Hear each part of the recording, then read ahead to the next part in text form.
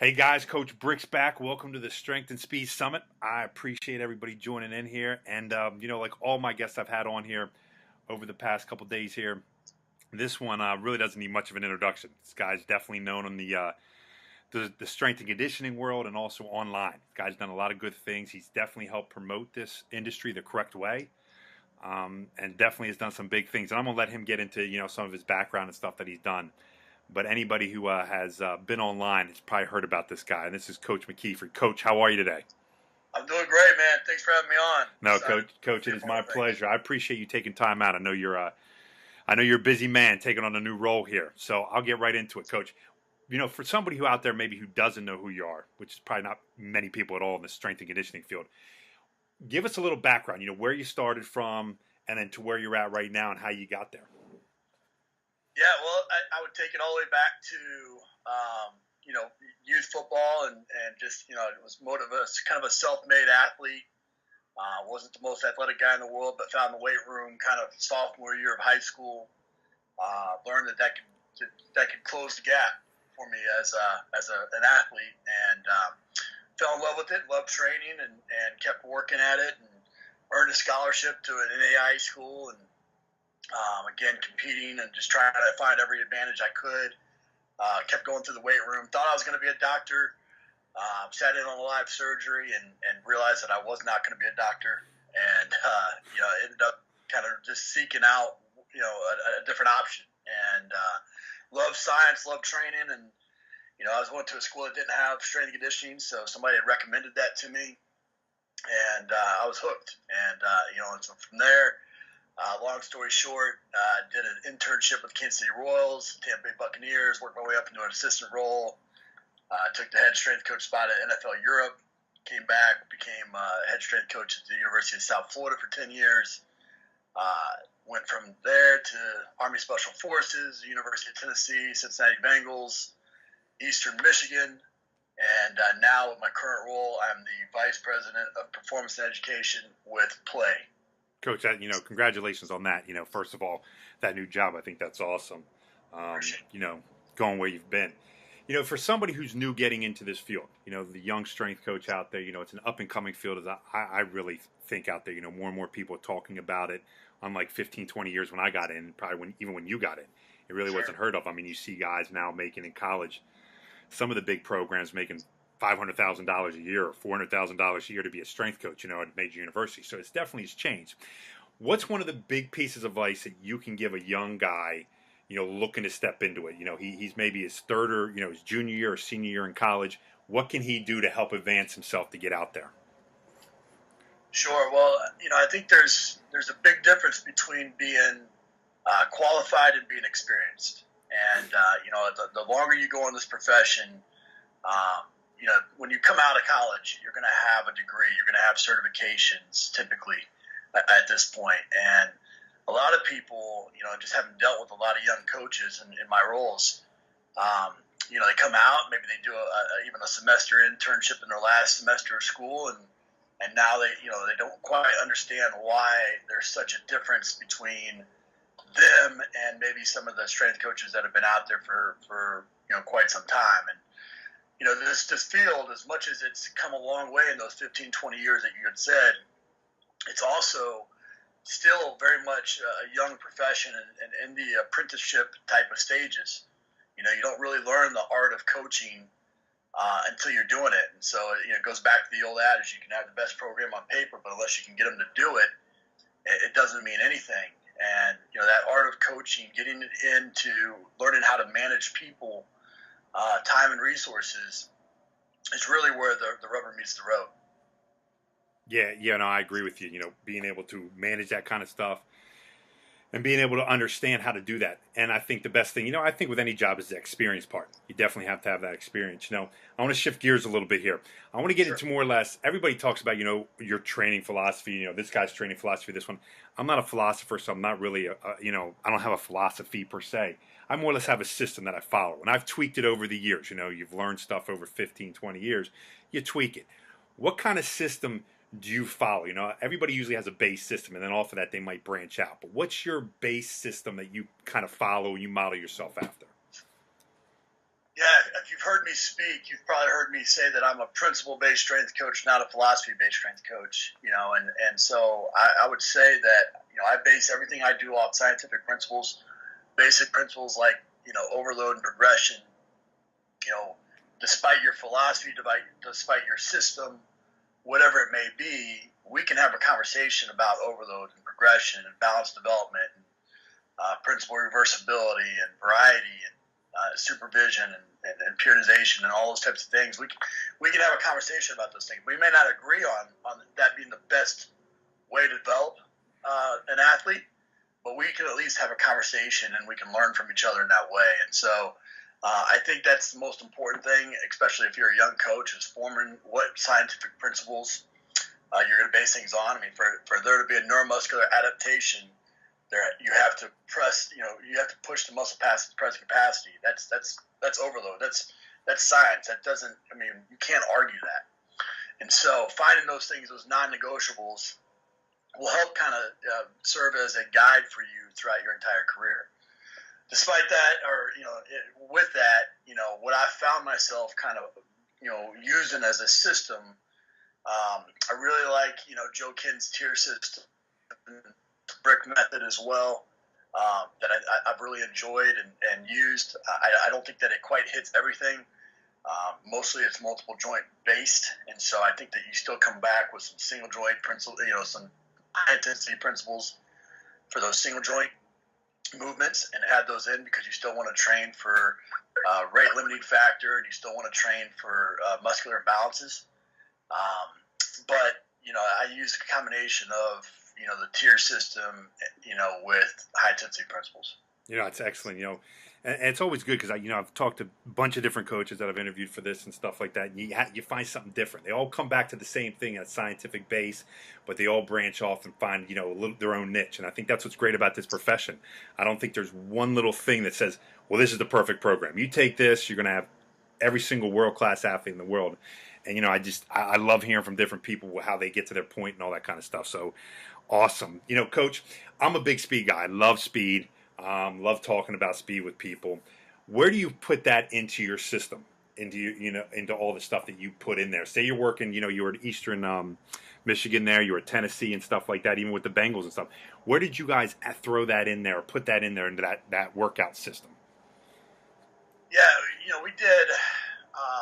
First of all, I'd say that you need to train speed year round, and that's it's hard to do, but you build that into lots of different components. If you've seen Vern Gambetta's sprint paradigm, he'll break down sprint or speed is typically your stride frequency times stride length, and that's what most people will go with. But you can break that down further into coordination and balance and flexibility and sport IQ and strength training and overspeed and overload protocols and all those types of things. And so when you talk about technique and flexibility and coordination and strength training, I mean, you can do those things year round. And so focusing on that and dialing your athletes into having an understanding that that's what they're doing. They're not just going through a warm-up, but they're actually working on a lot of those same sprint mechanics that they would be doing if they're out of track practice or in your normal speed development. We typically threw our speed in on our upper body days, and on the front end of the week, so the Monday and the Thursday. How we would break that down is going into, because again, it's a piece of the pie. It's not the whole pie. And so you have to balance it out with, all the other components and attributes that you have to develop. And so, although it's not the very best way to do it, you'd like to have more time with NCAA rules. You have 8 hours to get speed and power and balance and coordination, kinesthetic awareness and skill acquisition, all those types of things in. And so what it boiled down to for our standpoint was we would go, 3 4-minute stations on our speed days, where we'd break that down into those components. We would have an overspeed station, we'd have an overload station, and then we'd have either some sort of technique or start station. And so in that technique start station, that may be, working on our 3-point stance. That may be push-up starts. That may be, just lean falls and wall mechanics and things along those lines. That overspeed station. We'd go overspeed or overload, and then we would have vertical or horizontal plyometrics. I'm sorry. So that overspeed station would be on day one. That would be your bungees, your downhill runs, your load releases, things like that. On the overload day, which would be the Thursday, we would do your sled drags, your uphill runs, your sand work, and things along those lines. And then your plyometric station, we would do in place or vertical plyos, and then we would progress from low impact, low level to high impact, and then the same thing with horizontal or movement plyometrics. When you talk about the system and stuff, and you talked about greatly there, breaking it down. How can you train speed in the in the weight room? There's always that belief that, hey, you're there, you have to separate the two, and I disagree with that. I really believe that you can get faster by even lifting weights, at a quicker pace and things like that, changing the rep scheme up and changing the tempo up. But do you also believe the same thing in how we can work on speed, even just in the weight room without so-called speed drills? Yeah, I think there's a difference between selectively trying to recruit fast twitch muscle fibers versus that neuromuscular coordination and through lifts. And so if you're doing power clean to selectively recruit fast twitch muscle fibers, well, fast twitch muscle fibers contract in 50-60 milliseconds, and slow twitch muscle fibers go from 500 to 600. It's still milliseconds, so it's fast so you can blink your eyes, so it can handle high limb speeds. So it's not, you're not, by moving the bar fast necessarily are you recruiting those fast twitch muscle fibers. But you're impacting the neural pathways. You are doing the coordination of multiple muscle groups at one time, and you are using the muscles used in running. And so all those things contribute to speed development, on the field or on the court. And so I think, through the weight room, you can use devices like, a lead form or, a Tendo unit or something along those lines to measure power output, and so you can develop power, but really your strength training is going to be there from making sure that you're using the muscles that you use to run and developing through the full range of motion, so you're maintaining your flexibility, and so that you're able to put power and force into the ground, and you're able to travel the distance that you can anatomically cover. Yeah, and one of the things that has really become a big thing, you find these niches that go on, every couple of years you hear something new popping into the strength and conditioning field, like, hey, back in the 90s, I always talk about how speed became the big thing, back in the 80s, it wasn't so much talked about, but now all of a sudden it's the speed, and, now you talk about agility and talk about all this. But one of the things that I've really read a lot up on, over the last 2 years is that rest and recovery. Everybody's starting to talk about it. You start seeing, people use the foam rollers, all these different devices out there, these massage type things and all that. How important do you think that is, for an athlete, and how often do you do it with your athletes? Yeah, Brandon Marcello has a great line that it's there's no such thing as overtraining. There's just under recovering, and I believe that as well. You're capable of so much. The human body is capable of so much. But what Tim's, how you break down, is by not recovering appropriately through nutrition, through sleep, through, all of your recovery techniques such as, cold tub and contrast therapy and massage therapy and trigger point therapy and all those things. And so I definitely agree. I think people are noticing that, I think that early on in the strength and conditioning world, it was all, how much can the body take? And now it's trying, now once we figured out we broke some athletes that way, Now it's how can we manage that in smaller doses with some recovery tactics to be able to do it longer over time. And so, we would build recovery into every single workout that we do. We had a 100-point recovery questionnaire because not everybody likes all the same things. When you start getting into parasympathetic and sympathetic nervous system and what really will get them, into parasympathetic state, for some people, they go jump into a cold tub. Well, they're gonna, that's gonna get them into that fight or flight system really, really quick. Because they don't necessarily like being in a cold tub. For some people, it's just what they've come to know, and they're able to relax and get into that parasympathetic state. And so we would have a recovery rubric that, you had to get 100 points. If you slept 8 hours, that was worth so many points. If you got a 15-minute nap in, that was worth so many points. If you got cold, tub in or hot tub or contrast therapy, that was worth so many points. And over the course of their day, they had to come in with their sheet having gotten 100 points from the previous workout. Say they didn't get that 100 points. Could you see with them a diminish in their performance? Did you see a huge, say a guy got, I know numbers are numbers, but just say a guy got 80 and another guy got 100. Could you see a difference in their performance?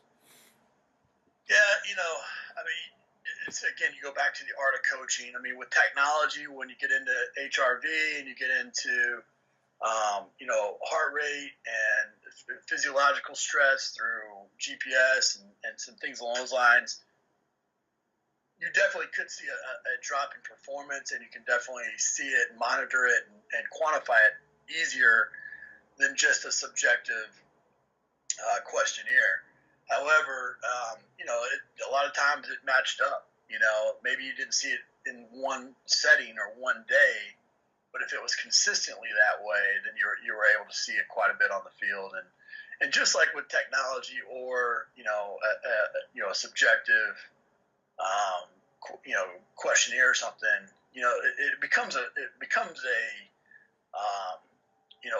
educational tool. You don't want to necessarily, if they didn't come in with their sheet, was I freaking making them do 10,000 up downs? No, that wasn't. That doesn't defeats the purpose, right? Or if they come in and they've smoked their body weight in dope, and they stayed out with their girlfriend all night long, and they probably went out drinking with their buddies the night before that. Their HRV is going to be like crap, and I'm not going to necessarily say go home and rest, because I'm not going to reward them for bad decisions that they've made outside of the weight room. However, I am going to be cognizant of it and be able to, make sure that they're being, protected, and that there's an appropriate amount of supervision and things along those lines. But I'm not going to reward that guy either, And so I think it's, again, it goes back to that experience and that art of coaching. You have to. There's definitely a balance there, and you get that through experience over time. Yeah, Coach. Throughout your time, being in the industry, did you see a change in yourself? Like, when did that occur? I remember coming in, and I remember being this hard ass, straight out of, I got to prove myself. You're late, you're running, you're doing all this crazy stuff. Pretty much an uneducated type of person there. Not really thinking there. But then over time, more research I did, talking to other strength coaches like yourself and other guys, learned that, hey, listen, okay, there's a way to punish somebody, for being late or doing, like you said, not doing the right things. But there's also a way to do it smart, Sure. And, you find that. And, over time, did you also have that almost like that knock in the system where you're like, all right, here's a change in my life. Boom, I'm going to see things a little bit different. And when did that occur? Yeah, I think it's gone over time. I think with the maturity and just knowing myself, and also, with the positioning and years in. Early on as a young strength coach, if I was told to jump, it was how high and as fast as I possibly could, and over time I've been able to, to build my resume and my own sense of self and those types of things, to where, I was more confident. And a lot of times those things come, you become a certain way because of the expectations that are placed upon you. and the fear of not having the job, Mm-hmm. over time. I think as I've gone through the profession, and had more security in myself and know that I would be okay, or haven't even been fired a couple times, or one time, I guess. I know that there's a light on the other side, and so I'd say, over time I've developed a confidence, um, with myself, and then just an understanding of the kind of coach that I wanted to be. I didn't like being although there's plenty of times in my career that there's been that time where I've needed to be, an asshole, or there's been a time where I've had to be, the guy that created energy, or whatever. Throughout my career, I've learned that I like to be the guy that's got a consistency about him, much like you'd see from a head coach, like a Coach Dungy or somebody like that, where they never get too high, they never get too low. That's more of my demeanor now, so that when I have to be the energy creator, that's something that people are going to take notice of, or when I do raise my voice, people are going to take notice of that. And so I think, early in my career, I confused passion with emotion, because, there's, with athletes and youth, they're never going to, love the weight room much as you have, because you chose to do this with your profession, and so,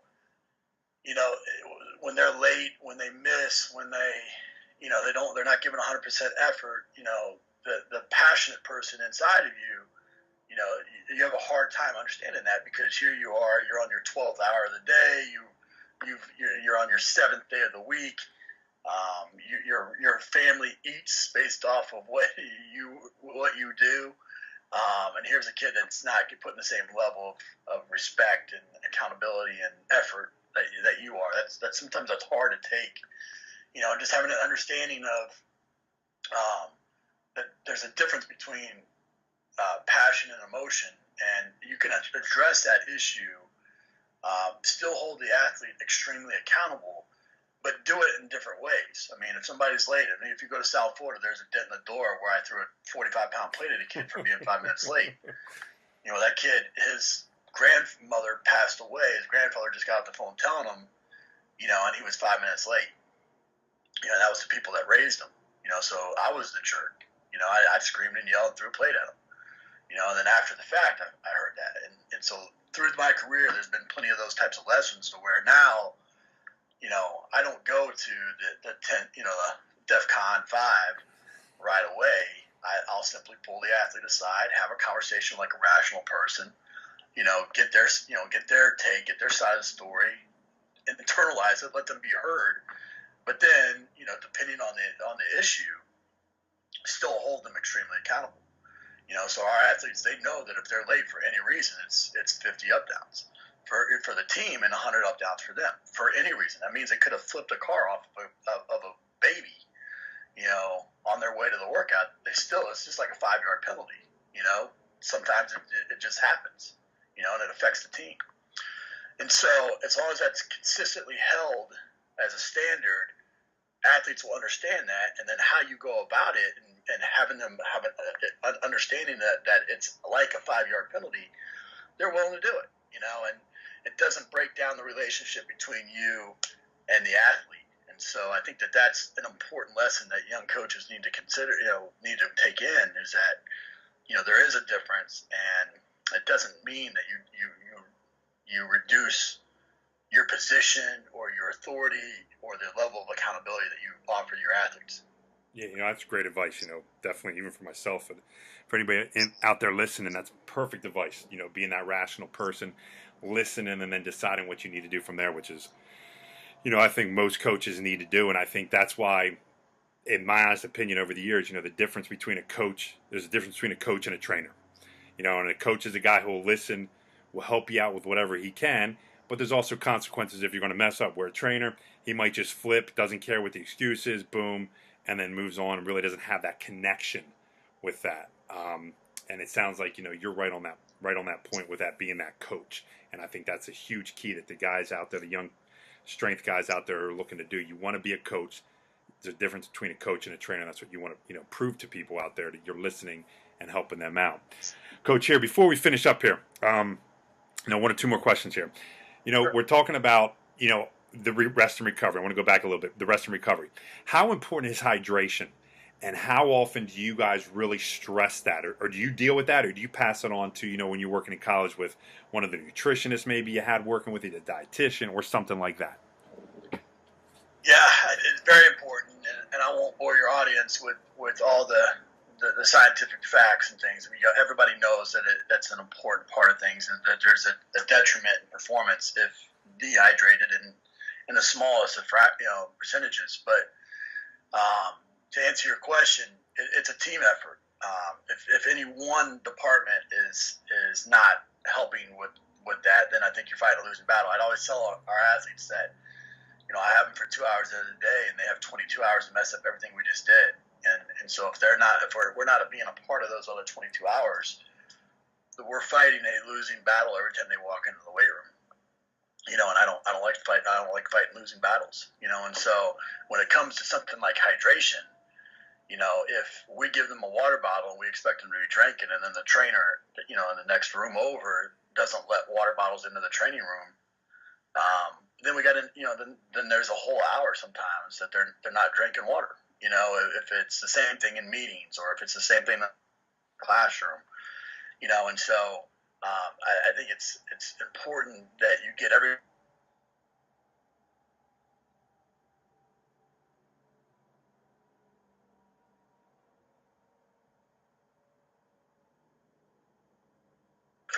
of things, and so, now you can use the apps, you can use, your camera and things like that to, have your athletes gamify it, where I've got my 8 cups, my 8 water bottles in for the day, and they're taking pictures of games where athletes would, catch their teammates without their water bottle and be able to give them a consequence right there, and so you find ways to get everybody involved with it to where it becomes just what we do, as opposed to something that I have to do. Excellent. Working as a team effort is definitely, goes outside just the athletes. It definitely goes with the training staff and all that kind of stuff, with your physicians, your nutritionists, your trainers, which I think is very, very important. One of the things I want to know what your opinion is, 2 things here, and we'll end up here.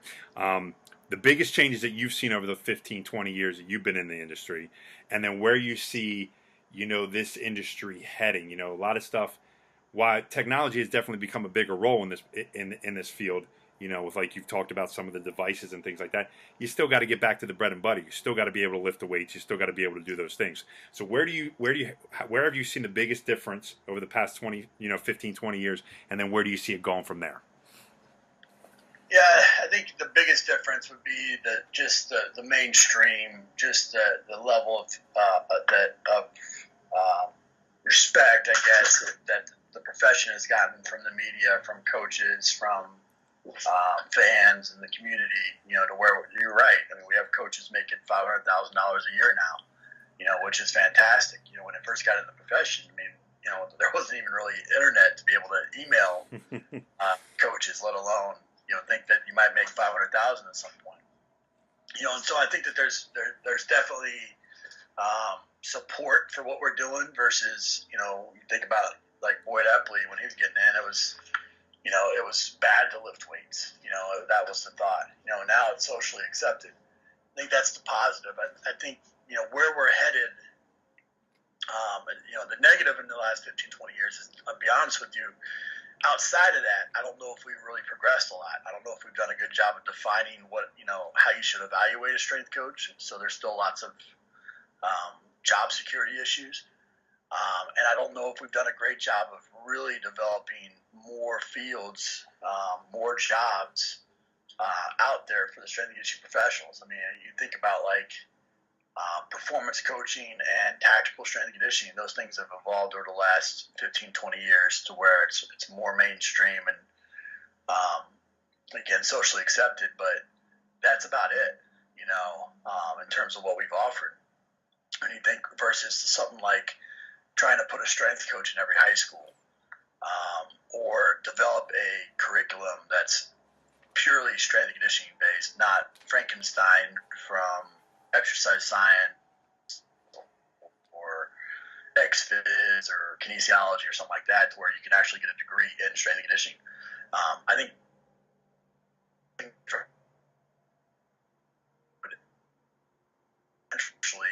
actually create more jobs, and I think that's the key. I think where we're at now, there's going to be really a specialization in physical attributes. I think you're going to have a speed coach. I think you're going to have a strength coach. I think you might have a conditioning coach. You'll have a mental conditioning coach. You'll have a nutritionist, and all these people will make up your performance team, and have to work together to put together programs. So I think that's probably where we're headed. Along with, we need to find additional opportunities. Coach, I agree with you. I greatly appreciate the time you took out of your day. I know you're busy, with the new job and all that kind of stuff. Family's always definitely important. I always see you posting stuff out there, on social media with the family. I always call them Team McKeefrey there, which is awesome, man. I love it, and stuff like that. How can somebody, if they want to reach out to you, get in touch with you and just, ask any question out there that they might have? Yeah, I think, I'm pretty active on social media, as you mentioned. Instagram, Twitter, I think is at RMcKeefrey. Facebook, I think is Ron.McKeefrey, if I'm not mistaken. Those are probably the best places. My website, RonMcKeefrey.com. I have a weekly podcast, actually 2 weekly podcasts, including one. It's called Ask Coach Mac. That is for what you just said, where you can ask questions, and if it's a question I feel that the audience would all benefit from, I'll answer it online in a weekly podcast format. And so those would probably be the easiest and best ways. Coach, thank you so much, man. Like I said, I appreciate it. And young strength coaches out there, definitely take advantage of networking with these individuals. Coach McKeefrey was more than gracious. I contacted him 2 or 3 days later. He got back to me, gave me a couple dates that worked for him. We finally hooked it all up. But they will all get back to you. And I say this after every single one. The great ones will get back. They will find a way. It might not be right when you want it. I understand the young individuals now, want instant gratification. That's why they text message. If they don't get something back within 3 seconds, they think you don't like them. But they will get back with you, all right? I was never brought up in this. I know Coach McKeefrey wasn't brought up with the social media, so it sometimes takes us a little bit longer. But we will always get back to you to help you guys out with whatever we can. But, definitely reach out there. Anything I can do, Coach, I'm always here for you. I'm a big fan of yours. I really loved it when I heard you speak about 5 years ago at a conference, when it was one of your conferences. It was unreal, unbelievable, the stuff that you taught me and stuff. So I appreciate it. Guys, thanks for listening in once again to another one of these episodes on the Strength and Speed Summit. Continue to follow us, guys. Continue to, watch the rest of them and let me know your feedback. All right, guys, have a great day and take care.